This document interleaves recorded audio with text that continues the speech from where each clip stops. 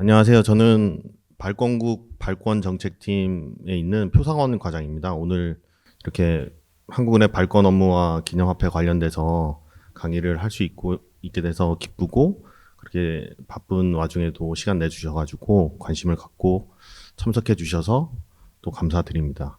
일단 제가 이 강의를 맡기 전에 있었던 강의에 대해서 좀 봤거든요. 저도 이 전에 어떤 강의들이 주로 있었나 고 봤더니, 이제 한국은행의 발권 업무에 관련돼 있는 개요, 그리고 이제 화폐란 무엇인가, 그 최근 발권 정책에 있어서의 주요 이슈, 이런 식으로 강의가 있었는데, 제가 이제 담당하는 업무가 그 기념화폐 업무인데요. 이게 보니까 과거에 이 기념화폐 업무에 대해서는 강의가 없어가지고, 제가 오늘 강의를 짤 때 먼저 한국은행 발권 업무 관련돼 있는 전반적인 내용을 다루고요. 그 다음에 이제 기념화폐랑 소장화폐에 대해서도 이제 말씀을 드리려고 합니다. 그리고 이제 특히 사실 이제 발권 업무라고 하면은 이게 좀 타 업무랑 다르게 여기는 정책도 있고, 정책을 실제로 집행하는 저희는 이제 현업이라고 하는데 이 업무도 있거든요. 그래서 이제 발권 업무의 정책과 관련돼 있는 걸 보면, 앞에서 이제 동영상에서 봤듯이 화폐란 무엇인가, 뭐 가치 저장의 수단이 있고 교환의 매개가 되고, 이런 정의를 바탕으로 해서 최근에 발권 정책의 이슈를 다루고 이걸 어떻게 대응할지가 이제 발권 정책이라고 하면, 실제로 발권 정책을 기획하고 만들어지면 이거를 사업으로 진행하는 이제 현업 업무가 있는데, 오늘은 뭐 전에도 강의가 발권 정책 기획 부분에 대해서는 많았기 때문에 오늘은 주로 이제 발권 업무 현업에 대해서 강의를 할 거고, 그러다 보니 이제 발권 업무 자체가 되게 범위가 넓습니다. 그래서 이제 제가 담당한 업무 외에는 사실 전문성도 좀 필요하고 업무 노하우도 필요해서 어쩔 수 없이 제가 이제 관련된 동영상을 좀 넣어가지고요. 그 이제 구체적으로 뭐 위패를 어떻게 그 식별해내는지, 혹은 화폐 제조가 어떻게 이루어지는지에 관련돼 있어서는 동영상을 통해서 그 정보를 전달해 드리도록 하겠습니다. 이제 먼저 이제 주요 발권 업무를 보시게 되면, 발권 업무는 이제 크게 세 개로 구분할 수 있는데요. 먼저 화폐 유통 시스템을 기획, 유지, 관리하고, 그리고 새 화폐를 발행하고, 화폐 사용 관련 제도의 운영 및 홍보 활동으로 나눌 수 있습니다. 여기서 이제 순서대로 보면, 그 화폐 유통 시스템을 보면은 이게 화폐 순환과 관련돼 있는데요. 이게 이제 화폐를 처음에 발주해서 발행하고, 이 화폐를 그 일반인을 대상으로 해서 지급하고, 일반인이 다시 금융기관에 넣으면 이게 한국으로 돌아오는 수납 과정이 있고요. 이렇게 수납이 완성된 상태에서 그 한국은행 금고로 들어온 화폐에 대해서 화폐를 정사를 해서 이거를 폐기 여부를 결정을 하고 실제 폐기를 하는 게 있고, 그 다음에 이제 금융기관이 한국은행에 다시 그 화폐를 요구했을 때, 그때 이제 화폐 교환 과정을 거쳐서 실물 시장으로 나가게 됩니다. 그리고 이제 화폐 사용 관련 제도 운영 및 홍보 활동이 있는데, 이거는 뭐 위조 화폐 유통 방지, 현금 사용 선택권 보장, 화폐 사랑 컨텐츠 공모전이 있는데, 이건 뒤에서 요 하나하나는 또 자세히 보도록 하겠습니다. 이 그림이 화폐 유통 시스템 전반에 대한 내용인데요. 이게 일단은 중심을 한국은행으로 보시면 되고요. 한국은행을 중심으로 해서 이 화폐 유통 시스템에 참여하는 경제 주체가 한국조폐공사, 그 다음에 금융기관, 일반 국민, 이렇게 단순화시켜서 볼 수 있습니다. 그래서 먼저 이 빨간색으로 돼 있는 건 한국은행이 발주해서, 빨간 선으로 돼 있는 건 한국은행이 발주를 해서 이 화폐가 일반 국민으로 전달되는 과정을 표시한 거고요. 이 파란 선으로 돼 있는 건 일반 국민이 금융기관을 통해서 한국은행으로 화폐를 입금하는 과정을 보여주고 있는 겁니다. 그래서 맨 먼저 한국은행을 중심으로 보면, 한국은행이 한국조폐공사에게 화폐 발행과 관련돼 있는 총액을 정하고 발주라는 형태로 화폐 제조를 요청합니다. 그럼 한국조폐공사는 발주받은 화폐 제조량만큼을 이 일정에 따라서 제조를 하고, 그 다음에 한국은행에 납품을 하고요. 물론 이 과정에서 이제 발주와 납품 과정에서는 한국은행이 한국조폐공사에 관련 제조 비용을 지급을 합니다. 그래서 화폐가 한국은행 금고로 납품이 되면 이 금고를 관리하는 게 이제 발권 정책팀에서 하는 거고요. 이게 금고에 있는 돈을 발권 창구라는 조직을 통해서 일반 국민과 금융기관으로 지급이 되는데, 발권 창구에서는 일반 국민이 한국은행 본관이나 이 지역본부에 가시면 발권 창구가 있거든요. 거기서도 이제 뭐 교환 지급을 받을 수 있고요. 여기서는 한국은행에서는 일반 국민들이 계좌를 개설할 수 없기 때문에 거기에서 뭐 예금을 한다거나 대출을 한다거나는 할 수는 없고, 이 가지고 소지하고 계신 화폐가 뭐 손상이 됐거나 했을 때 이 창구에 와서서 교환 업무를 할 수 있습니다. 그리고 금융기관은 각 한국은행에 각 금융기관별로 계좌를 가지고 있습니다. 그래서 한국은행에서는 금융기관에 바로 지급을 할 수 있고요. 그렇게 지급받은 화폐를 금융기관이 일반 국민에게 출금 형태로 화폐를 전달하게 됩니다. 이제 역으로 일반 국민이 한국은행으로 지폐를 입금하는 과정인데요. 일반 국민이 금융기관에 입금하거나 또는 손상화폐를 위해서 이제 교환을 요구할 때 교환 수납 과정을 거쳐서 한국은행 발권 창구로 들어오고요. 이 한국은행 발권 창구에 들어와서 금고에 쌓이게 되면 그대로 그 화폐를 적재해 놨다가 다시 쓰는 것이 아니고, 들어온 화폐는 정사 업무를 사용 화폐라 그래서 정사 업무를 거치고요. 이 과정에서 손상 화폐 같은 경우는 폐기되고 다시 쓸 화폐 같은 경우에는 금고에 저장이 돼서 앞서서 말씀드렸듯이 화폐가 이제 교환 지급되거나 출금되는 과정에서 다시 쓰이게 됩니다. 그래서 먼저 이 화폐 제조부터 좀 더 자세히 보면은 이 화폐 발주 및 발행은 한국은행의 권한이고요. 그 제조는 한국조폐공사가 우리나라에서 유일하게 그 은행권과 주화를 제조할 수 있는 기관이기 때문에 한국은행이 발주하면 한국조폐공사가 제조를 하고, 그 다음에 한국은행이 이렇게 제조받은 화폐를 발권 창구를 통해서 시중에 공급하게 되어 있습니다. 그래서 요 다음에 보시면은 이 조폐공사에서 제공해준 동영상인데요. 우리나라 은행권이 제조가 어떻게 이루어지는지에 대한 짧은 동영상이 있는데 이걸 같이 한번 보시겠습니다.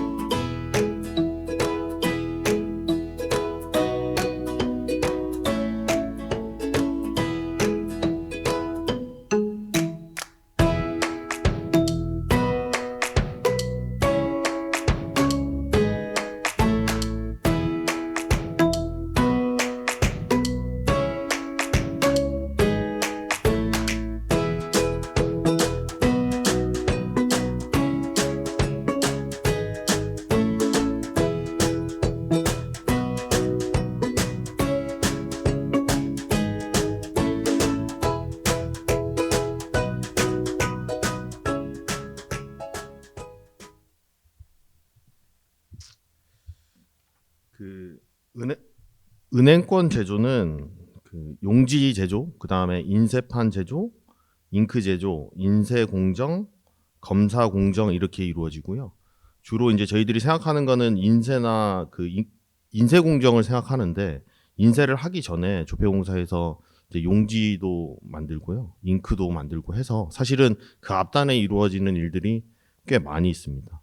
그다음에 앞서서 한국은행 금고로 들어온 돈이 정사 업무를 통해서 이게 다시 그 은행권이나 주화에 대해서 품질 검사를 하는 단계인데요.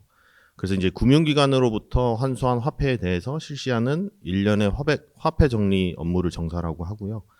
환수된 화폐의 장수와 금액을 확인하고 미조 변조 화폐를 색출하고 전액 반액 무효 판정을 하고 그다음에 사용 손상 화폐를 구분하는 등의 일련의 과정을 그 정사 업무라고 합니다. 그래서 이제 그림에서 보시면 왼쪽 아래 은행권 자동 정사기라고 되어 있는 부분이 이게 자동 정사기로 저기로 이제 은행권을 집어 넣으면 저기 안에서 기계가 자동으로 정사를 하게 됩니다. 그리고 오른쪽 아래 부분에 이제 화폐 폐기물이라고 있는 게 이제 최종적으로 정사 업무를 하고 폐기 처리된 폐기 판정된 손품 판정된 화폐는 저렇게 얇게 잘라서 폐기물로 처리를 합니다. 그 자동 정사기 같은 경우에는 1시간당 10만 장 정도를 처리할 수 있는데요. 만약 이 자동 정사기에서 정사할 수 없는 화폐가 들어오게 되면 이제 손으로 정사를 하는데 이렇게 되면 하루에 한 30만 장 정도를 할 수가 있습니다. 그래서 이 정사 업무가 사실 고되고 힘든 게 이게 돈이 깨끗해 보여도 먼지도 많고 물질도 많아서 이 정사 업무를 하는데 꽤 큰 어려움이 있습니다. 그래서 자동 정사기가 아니고 손으로 할 때는 이렇게 먼지를 날리거나 먼지가 날라가지고 그 호흡기 질환이 있거나 뭐 이런 것들을 예방하기 위해서 저희도 그 과정에서 여러 가지 안전장치들을 마련을 해서 정사 업무를 진행하고 있습니다. 그다음에 화폐 유통 시스템에서 이제 화폐 교환에 대한 업무인데요. 일단 이 화폐 교환 업무라는 건 화폐 종류별로 교환하거나 훼손, 오염, 소손, 기타 사유로 통용에 부적합한 화폐를 교환하는 건데요. 일단 그림을 보시면 첫 번째는 이제 불에 탄 은행권, 그 다음에 습기로 손상된 은행권, 그 다음에 찢어진 은행권, 손상 주화에 대해서도 이 화폐 교환 한국은행 창구에서 화폐 교환 업무를 할 수 있습니다. 이 넷 중에서 가장 힘든 게 사실 불에 탄 은행권인데요. 불에 탄 은행권 같은 경우에는 이 불에 타고 재가된 부분을 화폐로 인정해 줄까 아닐까 이제 요런 판단의 문제가 있습니다. 그래서 불에 탄 지폐를 한국은행에 가지고 오시면 그렇게 만지는 과정에서 재가 떨어져 나가거나 혹은 제가 남아있는 재 부분이 너무 작거나 하면은 이거를 화폐로 인정을 해서 교환을 해드려야 될지 말지에 대해서는 또 추가적으로 저희가 그 검사를 해서 판단을 하고 있습니다. 그래서 교환 기준을 좀 더 자세히 보게 되면 이게 4분의 3 이상 남아있는 경우에는 전액 교환을 해드리고요. 그리고 5분의 2 이상, 그 다음에 4분의 3 미만 남아있는 면적에 대해서는 반액 교환을 하고 그리고 5분의 2 미만의 경우에는 무효 처리하고 있습니다.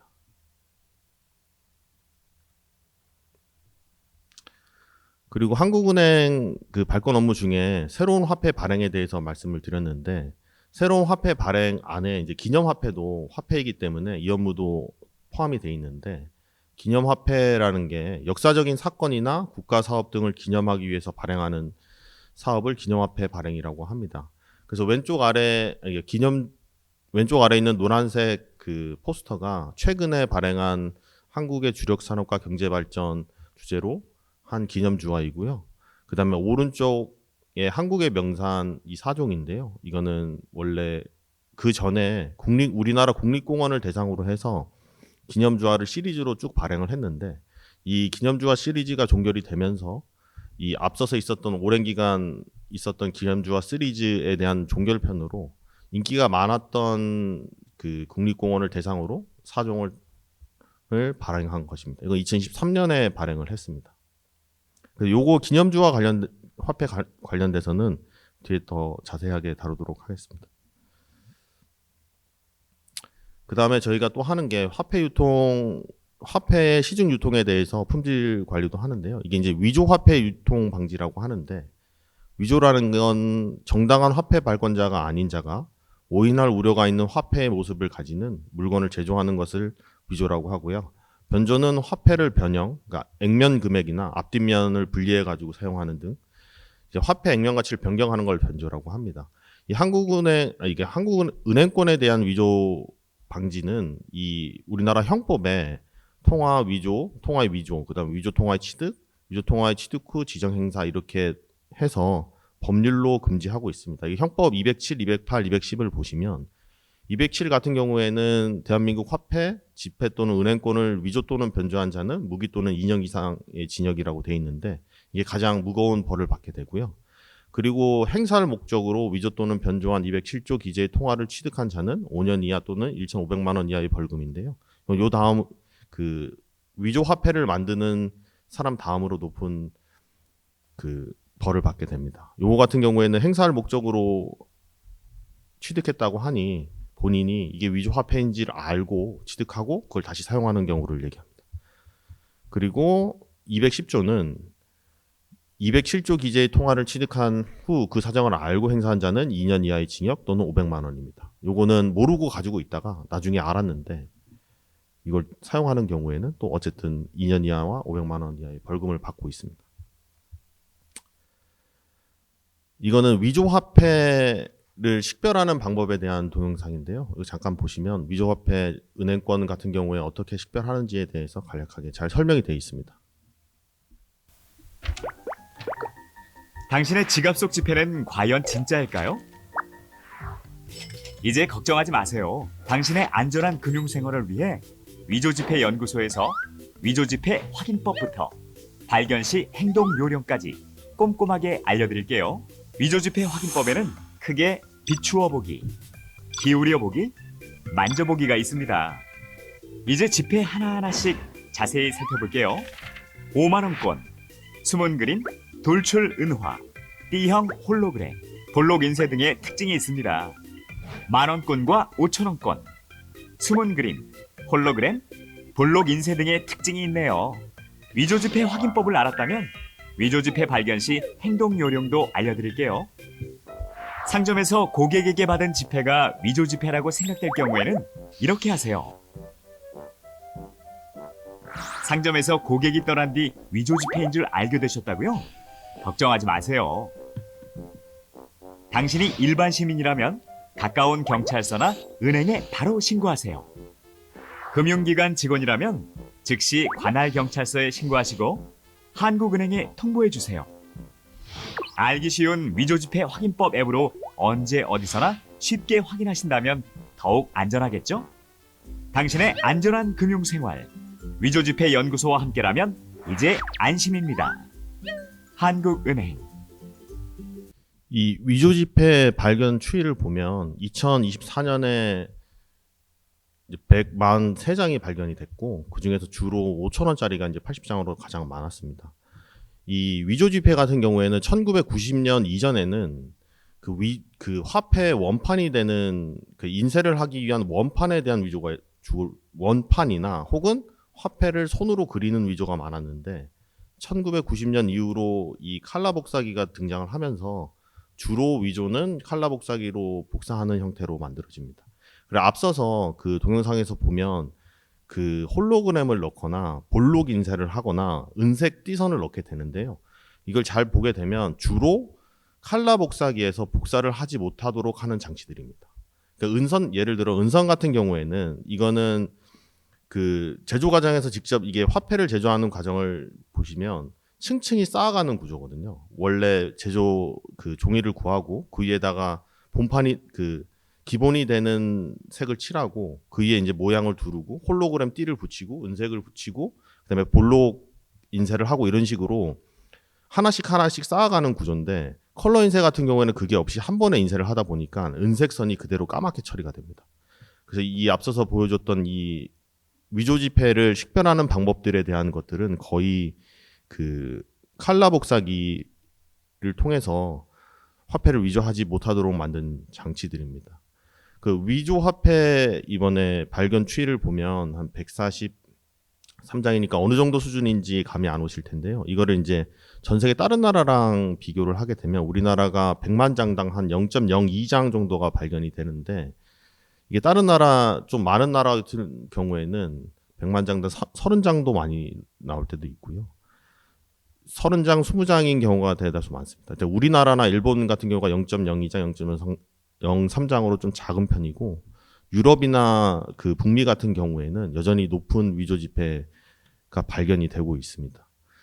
그리고 이제 위조 지폐를 발견하는 거는 금융기관이 주로 발견을 합니다. 여기서 이제 대부분이 금융기관이 발견을 하는데 2024년에는 이제 개인이 4장을 발견을 했습니다. 근데 이게 개인이 위조 지폐를 발견하게 되면 경찰청에서 개인에 대해서 포상을 해달라 하고 한국은행에 이제 요청할 수 있거든요. 그렇게 되면 위조 지폐를 발견한 개인에 대해서는 한국은행에서 뭐 다 드리지는 못하더라도 보고서는 그 상금으로 50만 원을 드리면서 위조 지폐 관련 포상도 마련되어 있습니다. 우리나라 같은 경우에는 워낙 작게 위조 지폐가 발견이 되고 있어가지고 주로 금융기관에서 기계를 통해서 발견하고 있습니다.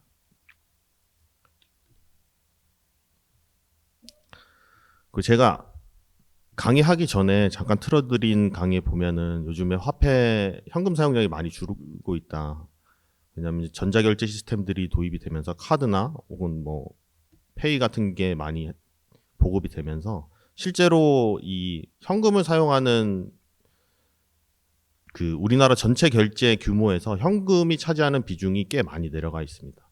근데 이제 현금을 사용이 줄어들면 문제가 이 현금 외에 이 스마트폰을 이용한 자동 결제, 그러니까 온라인 결제 시스템을 제대로 이용하지 못하시는 이제 고령층이나 혹은 이런 거에 접하기 어려운 뭐 벽지에 사시는 분들이나 이런 분들 같은 경우에는 경제 활동을 하기가 힘들거든요. 한국은행 입장에서는 당연히 이게 현금은 줄어들고 그 비현금 결제 수단이 늘어나는 거에 대해서는 이게 추세적이니까 어쩔 수 없다고 하더라도 한국은행에서 이 현금 사용권을 보장하는 문제에 있어서도 고민을 하고 있습니다. 그래서 이 현금 사용 관련 홍보 활동에서 가장 중요한 축 중에 하나는 이 일반적으로 사람들이 현금 사용 어디서든 현금을 사용할 수 있도록 현금 사용권을 보장하자는 내용을 다루고 있는데요.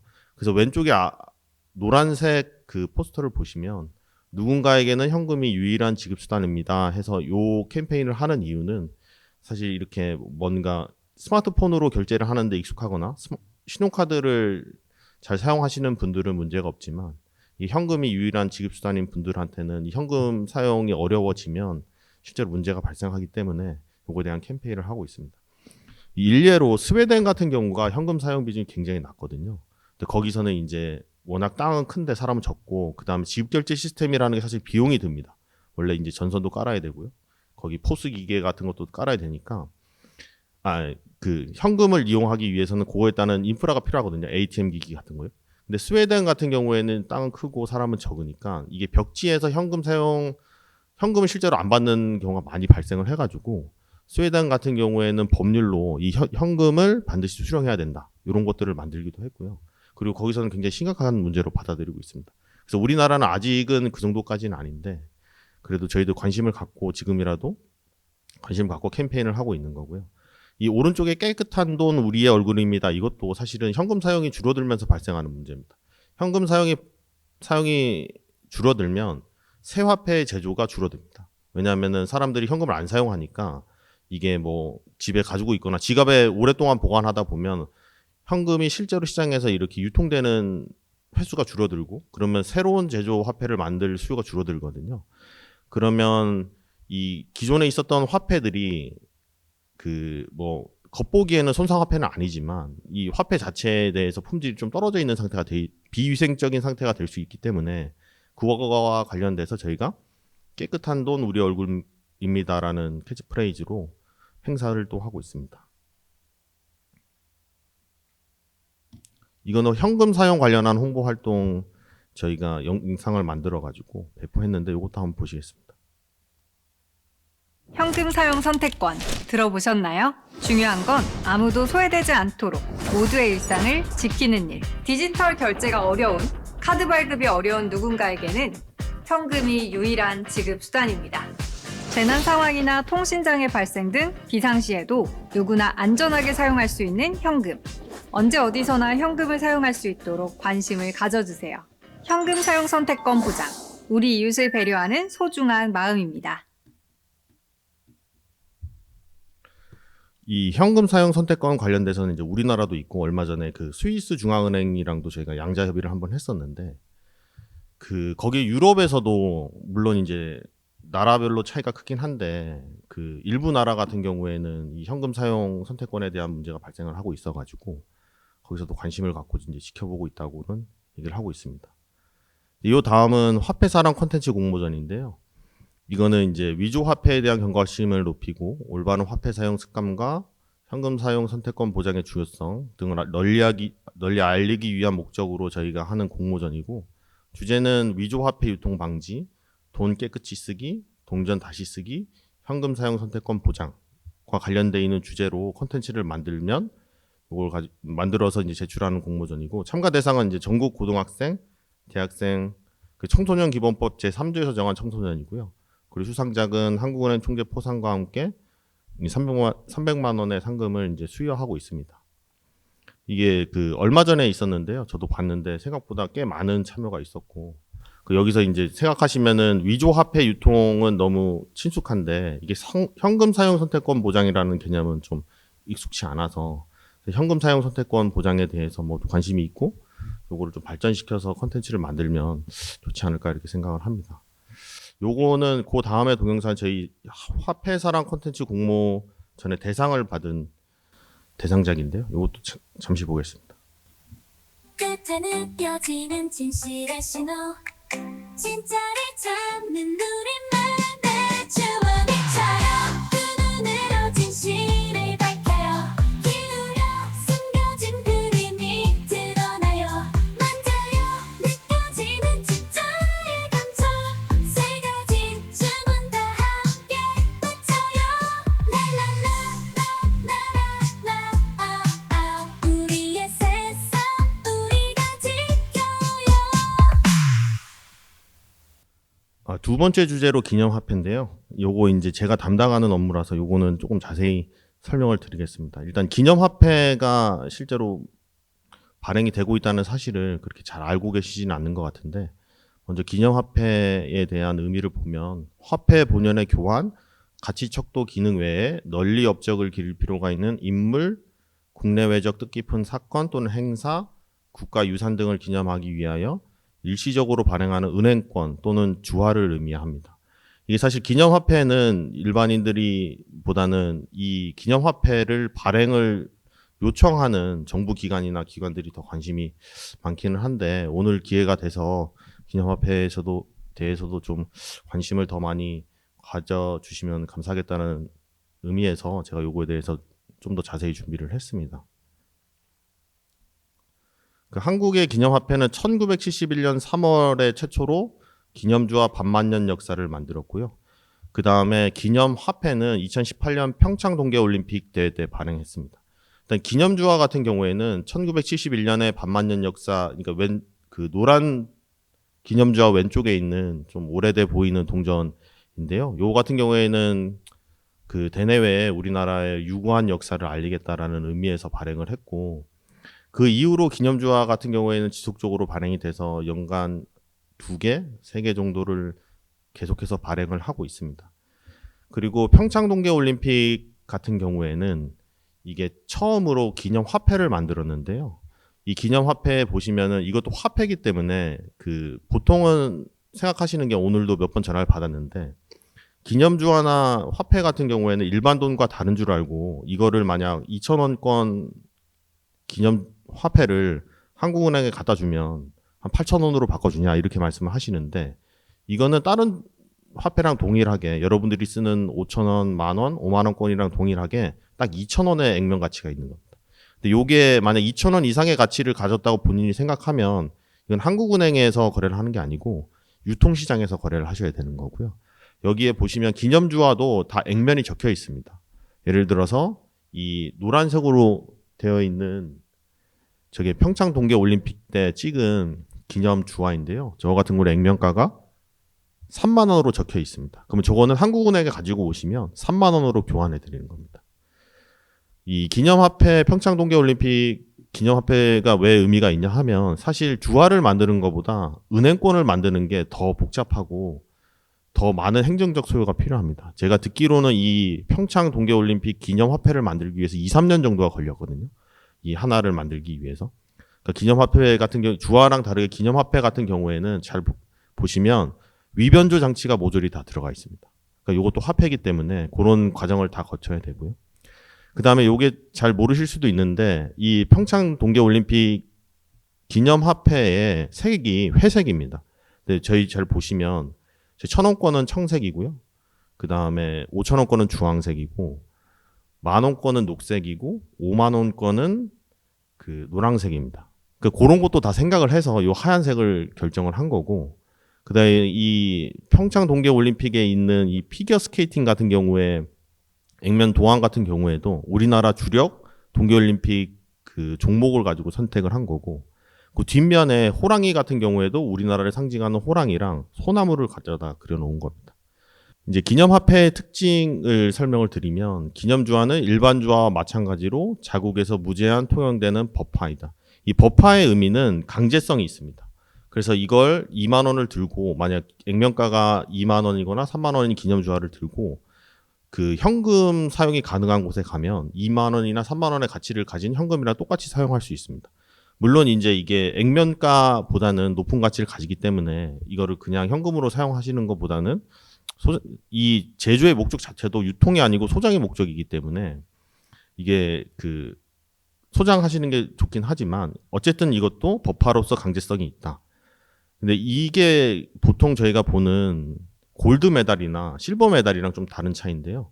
보통 그 금화 메달이나 은화 메달을 제조해서 한국은행 외에서 제조해서 파는 거는 이 메달의 기본 가치를 보장을 해주지 않는데 한국은행에서 발행하는 것 같은 경우에는 액면가를 주고 법화로서 인정을 받기 때문에 사실 이 주화에 대한 기본 가치를 액면가만큼 보장해준다는 의미도 있습니다. 그 기념주화는 일반 주화와 소재, 도안, 발행량의 차이가 있는데 귀금속을 사용합니다. 금, 은, 백금을 사용하고요. 그리고 도안 표현에 있어서도 예술성을 더 많이 강조합니다. 그래서 이 기념주화를 발행하기 위해서 저희가 디자인 분과 회의라는 걸 진행을 하는데요. 여기에 이제 미대 그 미술을 전공하신 교수님들 5분이 참여를 하고 조폐공사 그 디자인 센터 그리고 한국은행 발권국장 위원장으로 해서 요거 디자인을 하는데도 꽤 오랜 시간이 걸려서 디자인안을 선정하고 만들고 적용을 하고 있습니다. 그 다음에 이게 기념주화의 특징 중에 하나 이제 희소성을 가져야 이게 가치를 갖기 때문에 저희는 이 기념주화를 발행하기 전에 그 시장의 수요나 아니면 그 주제별로도 시장의 수요가 꽤 차이가 나기 때문에 이 주제 그 다음에 지금 최근의 발행량 이런 것들을 고려해서 희소성을 유지하기 위해서 적절한 발행량을 유지하고 있습니다. 이거는 기념주화이기 때문에 일회성 발행이고요. 이게 한번 발행되고 재고가 다 소진이 되면 더 이상 발행되지 않습니다. 그 왼쪽 그림의 광복 70년이 이제 저희 10년 전에 발행한 거고요. 그 다음에 소재가 보면은 저거는 좀 저렴한 소재를 사용했습니다.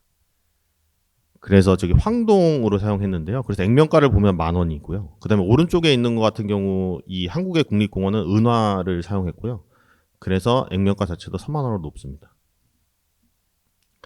이건 좀 더 테크니컬한 건데요. 저희가 이제 기념주화를 발행을 하려는 2가지 발행 방법이 있습니다. 하나는 이제 액면 발행과 프리미엄부 발행이라고 하는데 액면 발행이라고 하는 거는 이 앞에서 보신 거와 같이 5만 원, 뭐 10,000원권 해서 여기 안에 이 귀금속의 고유 가치가 다 포함이 되어 있습니다. 근데 이 프리미엄부 발행 같은 경우에는 액면가와 주화가 가지는 가치가 좀 다른데요. 대표적으로 저희가 보면은 그 뭐 국가적 행사 월드컵이나 올림픽 같은 경우에는 액면가가 예를 들면 1,000원인데 이 금화의 가치는 200만 원 이런 식으로 발행하는 경우가 있거든요. 그러니까 액면가가 이 기념주화의 기본 가치를 보여주지 않는 거기 때문에 이런 같은 경우는 프리미엄부 발행이라고 합니다. 그래서 프리미엄부 발행 같은 경우에는 이게 사실은 약간 수익성 사업과도 연관이 있기 때문에 액면 발행에 비해서는 좀 더 이 근거 법률이 있는 조직 위에서 요청을 하면 저희가 발행을 하고 있고요. 대부분 최근에 발행한 건 다 액면 발행으로 발행하고 있습니다. 요 같은 그래서 액면 발행 같은 경우에는 판매 가격에 제일 중요한 게 밑에 보시면 제조비랑 액면가가 다 포함되어 있습니다. 이 제조비라는 게 귀금속의 가치까지도 다 포함된 거거든요. 프리미엄부 발행 같은 경우에는 액면가, 제조비, 프리미엄이 붙기 때문에 이 액면가가 굉장히 작고 제조비가 높고 프리미엄까지 붙습니다. 요거는 프리미엄부 발행이라고 해서 대체로 이제 금화로 만드는 거고, 액면가 발행 같은 경우에는 은화로 만들고 있습니다. 기념주와 이제 발행 절차인데요. 이게 앞서서 말씀드렸다시피 이것도 화폐이기 때문에 화폐 발행 절차를 대부분 따르고 있습니다. 그래서 처음에 한국은행에서 기념주를 어떻게 발행할지 자체 기획을 하거나 또는 정부나 조직위에서 발행 요청을 할 수 있습니다. 그래서 이런 발행 요청을 하면 한국은행 안에서 발권국에서 발행 여부를 검토합니다. 그래서 발행 주제 분과 회의라고요. 여기 이제 역사, 사회, 정치 등등의 전공하신 교수님들이 참여하셔서 이 주제로 발행하는 것이 적절한가에 대한 발행 주제 분과 회의를 진행을 하고, 이 발행 주제 분과 회의를 통해서 발행 여부가 확정이 되면 도안을 작성합니다. 도안은 디자인 분과 회의가 별도로 있어서 여기 안에서 도안 작성을 하는데 뭐 수차례 이 도안에 대해서 수정이 있고 많은 의견들이 있습니다. 이렇게 도안이랑 발행 여부가 검토가 되면 총재와 금통위원 앞으로 발행 방안, 그러니까 도안과 발행량, 그다음 발행 시기 등을 담은 발행 방안을 작성해서 보고를 드리고, 그래서 이 보고에서 최종 결재가 나게 되면 기획지정부 승인 절차를 받게 되는데요. 이거는 이제 저희가 화폐를 발행하기 때문에 정부의 승인이 필요합니다. 그래서 기획지정부에 승인 요청을 하고, 기획지정부에서 승인서를 받으면 최종적으로 저희의 발행 방안과 기획지정부 승인안을 가지고 금융통화위원회에 의결을 거칩니다. 그래서 금융통화위원회에서 이 화폐 발행, 기념주화 발행을 결정을 하면, 그리고 나서 한국조폐공사가 또 이 기념주화를 제조를 하거든요. 그래서 한국조폐공사랑 이 기념주화 발행을 요청했던 기관 앞으로 의결 내용을 통보를 하고, 그 다음에 이제 제조가 이루어지고요. 그 다음에 이 제조 과정이 다 완료가 되면 대국민 홍보와 예약 접수를 받고 최종적으로 저희가 발행 배포하게 됩니다.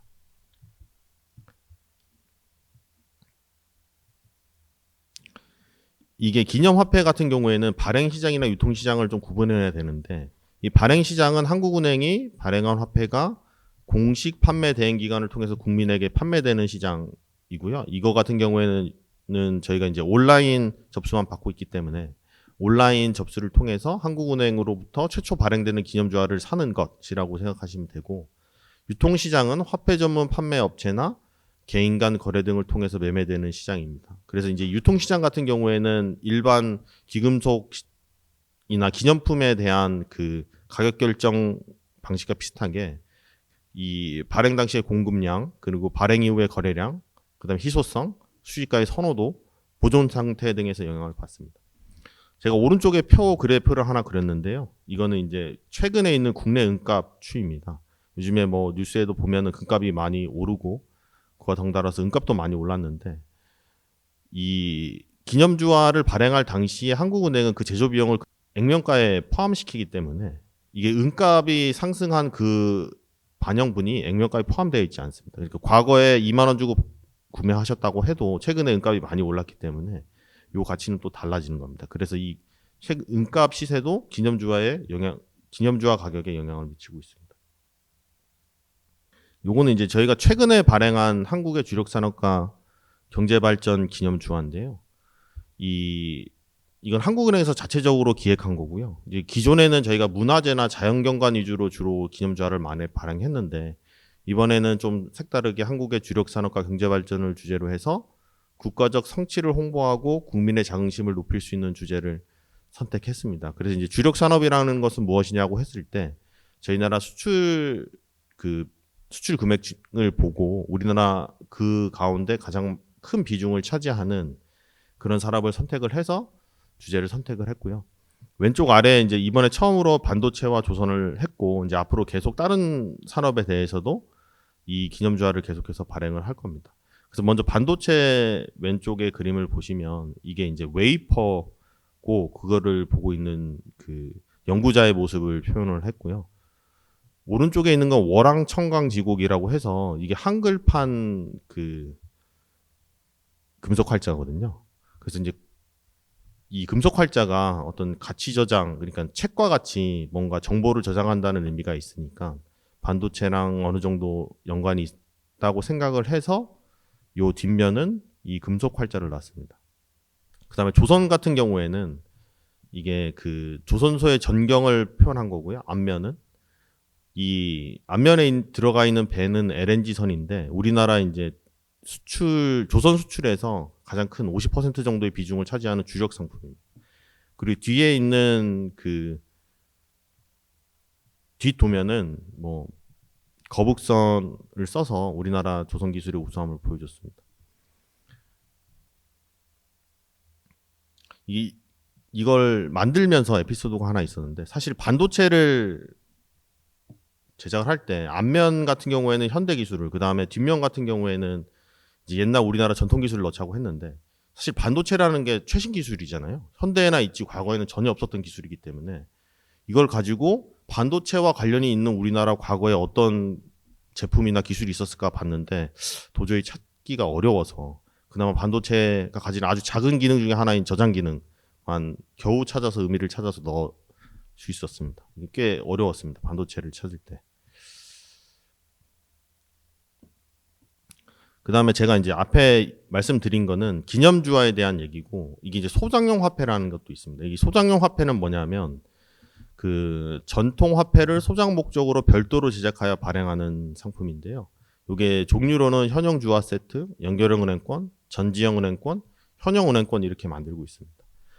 그래서 첫 번째로 먼저 현형 주화 세트를 보면 이거는 각 연도별로 그러니까 이게 주화 같은 경우에는 은행권과 다르게 주화에는 발행 연도가 적혀져 있습니다. 그래서 2024년 한국의 주화라고 하면 2024년에 발행되어 된 그 주화 1원, 5원, 10원, 50원, 100원, 500원을 모아서 이 현형 주화 세트를 만들고 있고요. 그래서 요거를 만들어서 판매를 하는데 이게 1원과 5원 같은 경우에는 저희가 그 교환 목적으로는 더는 제작을 안 하고 이렇게 기념주화 상품으로 있을 때만 제작을 하고 있습니다. 그리고 또 한국은행 창립 70주년 한국의 주화 세트를 만들었는데요. 요거는 똑같이 저희 현형 주화 세트를 하되 요 제품을 만들 때 이 주화의 등급을 좀 높인 상품이거든요. 요 같은 경우에는 발행 가격 자체도 높았고 현재 시중에서 2차 유통 시장에서 거래되는 금액도 꽤 높게 나타나고 있습니다. 그래서 요거를 왜 이게 높게 나타나냐 하면 이게 이제 비유통 주화의 등급 기준인데 기념 주화 같은 경우에는 최고 등급인 프루프 등급을 사용하고요.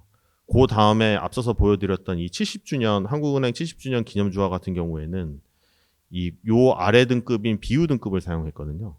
그러니까 이게 프루프 등급과 비유 등급의 차이는 주화를 받아 보시면 뭐 번쩍임이 더 많다 이렇게 보시면 됩니다. 이 흠집이 적고 더 번쩍이고 이런 느낌이 드는 주화라고 생각을 하시면 되고 그리고 기념 주화를 만약 실제로 보시면 이게 굉장히 높은 그 기념 주화 제작 기술이 필요하거든요. 그래서 보시면 굉장히 깨끗하고 표면도 깨끗하고 선명합니다. 무늬도 선명하고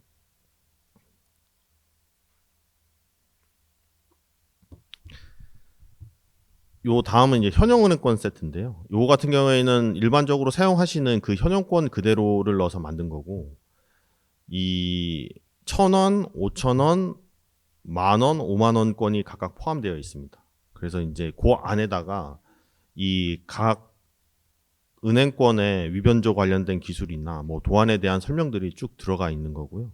요거는 사실은 보시면은 그 한국에 사시는 사람들 입장에서는 특별할 게 없지만 이게 외국인들 입장에서는 이렇게 은행권만 모아가지고 있는 상품이 꽤 독특하거든요. 그래서 이게 제조할 때 원래 만들 때 당시에도 이게 이제 일반 국민들을 대상으로도 물론 할 수도 있지만 요걸 어떻게 선물용으로 외국인 친구들이나 할 때 주시면 요거는 보면 앞에서 이제 동전 같은 경우에도 외국인 저희가 이제 국제 회의나 행사를 하게 되면 동전 같은 경우에도 현형 주화 세트를 주면 꽤 좋아하는데 요 은행권은 훨씬 더 가치가 높기 때문에 요거를 이제 기념품으로 저희는 이제 대외 홍보용으로 사용은 하고 있습니다. 그리고 이제 연결형 은행권이라고 있는데요. 이거는 좀 보셨을 텐데 이게 이제 2장짜리 또는 4장짜리를 주로 연결해서 이제 판매를 하는데 1,000원, 5,000원, 10,000원은 2장, 4장형 모두 만들었고요. 그다음에 5만 원권 같은 경우에는 작년에 처음으로 만들었습니다. 이건 이제 5만 원권은 4장형은 안 만들었고요. 이거는 4장형을 붙이게 되면 이미 단가가 20만 원을 넘기 때문에 그래서 2장형만 붙여가지고 처음으로 발행을 했습니다. 이제 요거는 작년 같은 경우에 최초 발행하면 저희가 경매를 하는데 이게 한국은행이 은행권을 대상으로 해서 경매를 한 게 2011년이 마지막이었거든요.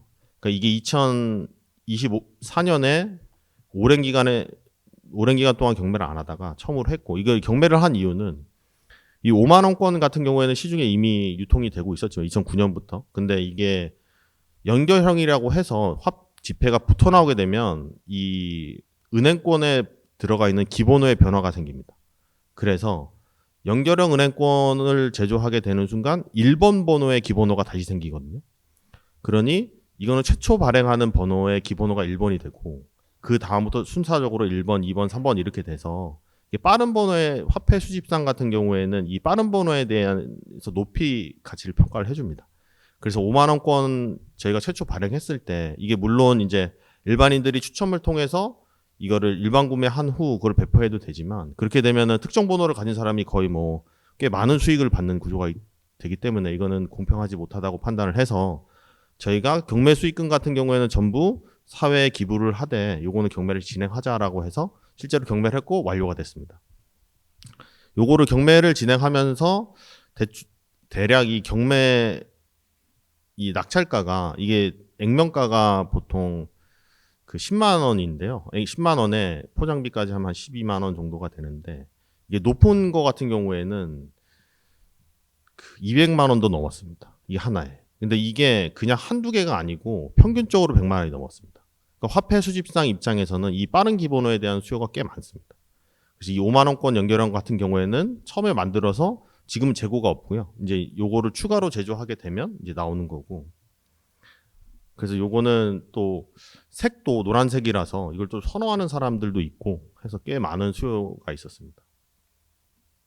근데 요건 사면형인데요. 이렇게 그 두 장을 위아래로 붙여서 이렇게 사면형으로 해서도 저희가 제조해서 팔고 있습니다. 그래서 요거는 또 기본호 체계를 좀 말씀드리면 윗번호에다가 1000번을 더하면 아랫번호가 되거든요.